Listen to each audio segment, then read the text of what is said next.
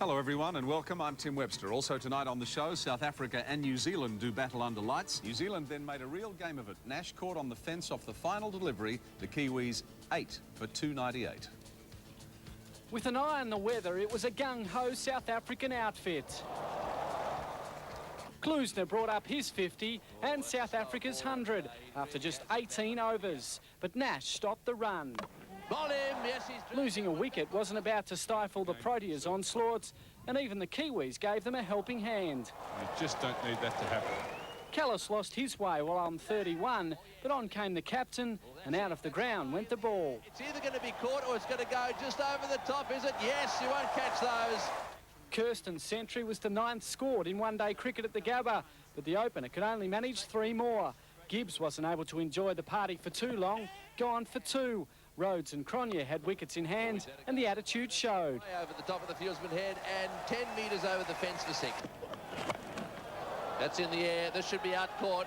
Yes, it's covered all right. Yes, they don't drop those. After a word of encouragement from the captain, Pollock joined Rhodes, but not for long. Jonty out for 23. Simcock and Pollock left to finish New Zealand's worst nightmare. Oh, he's in it straight. He loves that area straight down the ground. A record-breaking innings was needed by the Kiwis, but the injection of new blood didn't help their cause. Spearman gone for 11. Horn and Astle steadied the ship, and the Kiwis kept in touch. That was until Alan Donald strode to the pitch, and on 29 it was goodbye Astle. First ball of his next over, and the speedster claimed Fleming for 2. Alan Donald's got another one. McMillan quickly followed, as did Horn and Harris. But Chris Cairns is no slouch with the bat, and the all-rounder took to the Proteas' attack. Going to be caught, or is it going to go over the top? It's coming down. Oh, it's hit the board. Well, Cairns belted his way to 50 from 39 balls. That's gone way over the top of square cover. But Cairns took one too many risks. Did he have to go now? And is gone, I would say. Goodbye. But all wasn't lost. Perori was still around. Oh, he's got that away. That'll go to the fence for 4. What a good shot.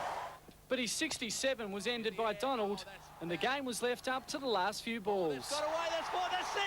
Oh, it's hit the line. It's hit the line. He's hit it high. He's going to be caught. This is going to be caught out and drop it, will he? Oh, he's got it. He's got it. He's taken it. Don't get any closer. Victoria has fought back on day 3 of the Sheffield Shield match against New South Wales at the MCG. Resuming at 6 for 149, the Bushrangers were facing a follow-on, but thanks to an unbeaten century by wicketkeeper Darren Berry, New South Wales were forced to bat again. Berry thwarted the Blues' hopes of wrapping up the tale with his second first-class 100 and his highest score. Berry found an unlikely ally in the number 11 Matthew Innes in a record-breaking century stand. Innes eventually out to end the Vicks innings, then a disastrous start for the Blues. Opener Michael Slater out for a duck. Gary Kirsten. Yeah, and that's 100. That's very well played, Gary Kirsten. The score could have been a couple higher, but for an athletic Nash. New Zealand had to chase hard from the start and did. Over the infield, and it's 4. Spearman went early in the effort. Got him. Horn and Astle keeping the Kiwis within sight of the run rate. That's gone like a rocket. Donald and Richardson, though, teamed up to apply a triple break. First, Astle. That's got him. Then Fleming. Alan Donald's got another one. And 6 runs later, McMillan. New Zealand suddenly struggling at 4 for 94. That is a super catch. Horn needed to stop the rot, but didn't, going for 42. 5 for 97. When Harris went cheaply, it was 6 for 124, and everyone thought the game was over. Everyone, that is, except Cairns. That's a very, very high hit. That's in the air, and it's going down towards third man. This will go all the way. Yes, it's over the top. He brought up his 50 with another one that went a mile, but was eventually run out by a millimetre. And is gone, I would say.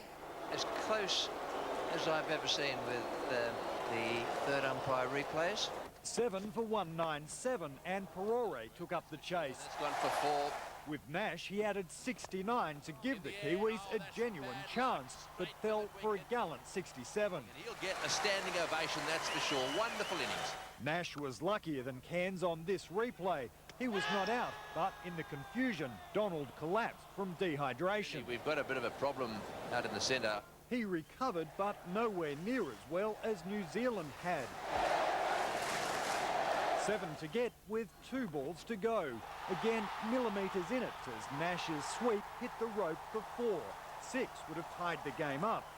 3 off the final ball wasn't to be. The Kiwis could only rue how close they came.